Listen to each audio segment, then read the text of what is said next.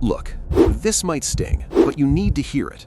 Stop taking notes. Not forever. Not because notes are bad, but because the way most students take notes is a trap. It feels like work. It looks like work. It even sounds like work. Pens moving, pages filling, head nodding, and then exam day comes and your brain goes blank. If that's you, you're not lazy. You're not stupid. You're just doing the comfort version of studying. Let me show you what I mean. I used to know a guy. Let's call him Allie. Allie was the good student type. Neat handwriting, colored pens, headings, underlines, boxes. His notebook looked like a textbook. People borrowed his notes like they were gold. And Allie felt proud, because when your notes look perfect, you feel like you're winning. Then the first big test came. He walked in confident because he had covered everything. He sat down, read the first question. Suddenly, his heart dropped because the answer wasn't in his head. It was in his notebook, and the notebook wasn't allowed in the exam. He stared at the paper. He knew he studied. He remembered studying, but he couldn't pull the information out. Later, outside the exam hall, he said something quietly. "I don't get it. I did everything." That line hits hard because it's not about effort, it's about method.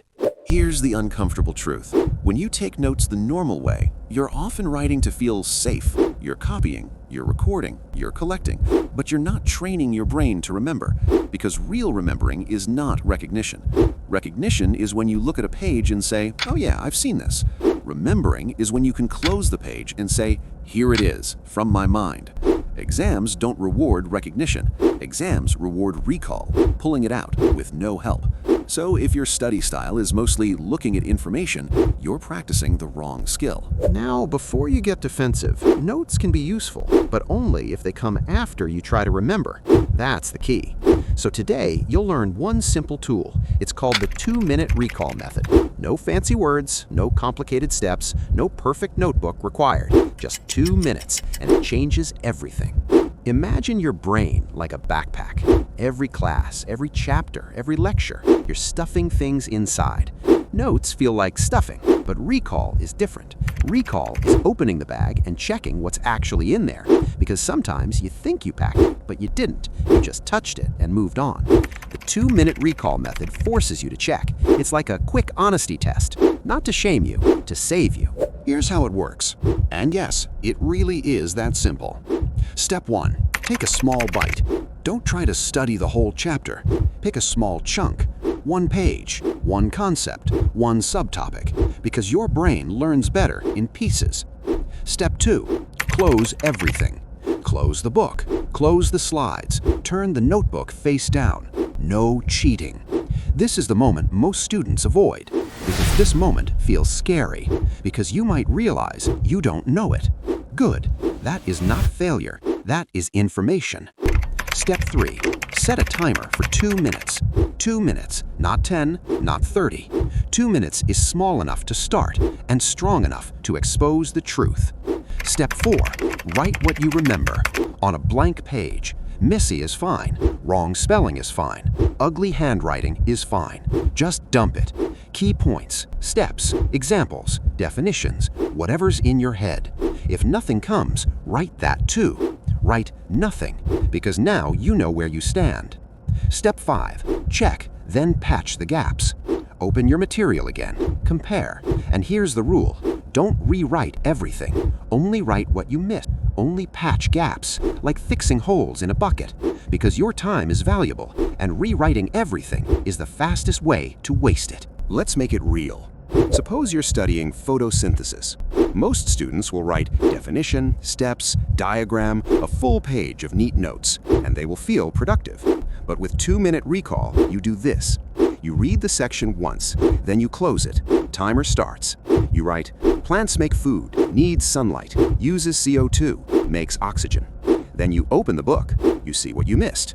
Maybe you forgot the name of the process parts, where water comes in, what glucose actually is. Now you write only those missing pieces, and something weird happens. You feel a small pain, a mental strain. That strain is your brain building strength. Comfort doesn't build memory. Struggle builds memory. Not suffering, just effort. The right effort. Now let's talk emotion, because the biggest reason students don't do this is not time, it's ego. When you take notes, you can pretend you know. When you recall, you can't hide, and that is terrifying. Especially if you've been told your whole life, good students write everything down. So when you stop copying, it feels like you're being irresponsible, but you're not. You're being honest. And honesty is powerful, because once you can see the gaps, you can fix the gaps. Here are 3 small upgrades that make this method even stronger. Upgrade 1. Speak it out loud. After you write, explain it in simple words, like you're talking to a friend. If you can't explain it simply, you don't own it yet. Upgrade 2. Turn gaps into questions. Don't just patch, convert gaps into questions. Example, instead of writing, "Chlorophyll absorbs light," write a question. What absorbs light in photosynthesis? Now your brain has a target next time. Upgrade 3. Do it right after class. 2 minutes, right after the lecture, before you scroll, before you forget, because your brain is still warm, and warm brains learn faster. Now, you might ask, so do I never take notes? Here's the rule. Recall first, notes second. If you want to keep a notebook, great, but your notebook should be the result of your recall, not a transcript of the book. Your notes should look like your missing points, your own explanations, your questions, your mistakes. That kind of notebook is not pretty, but it's deadly effective. Let's bring Ollie back. After that painful exam, he changed one thing. Not his intelligence, not his schedule, not his coffee intake. One thing. Every day after studying, he did 2 minutes of recall. At first, it was embarrassing. He couldn't remember much. But after a week, something shifted. He started walking into tests with a different feeling. Not confidence from, "I wrote a lot." Confidence from, "I can pull it out." That confidence is quiet, but it's real. And it changes your life. Because now studying isn't about time, it's about control. Here's your challenge. Do this for 7 days, just 7. No motivation speeches needed. Pick one subject. Every day, one small chunk, 2 minutes recall, patch gaps, stop. That's it. And on day 7, notice something. You'll still forget some things, you're human, but you will forget less and you will feel calmer because you finally have a method that doesn't depend on mood. If you want, comment the word recall and say what subject you'll test this on. Math, biology, history, coding. Because if you build this habit now, you will look back and wonder how you ever studied any other way.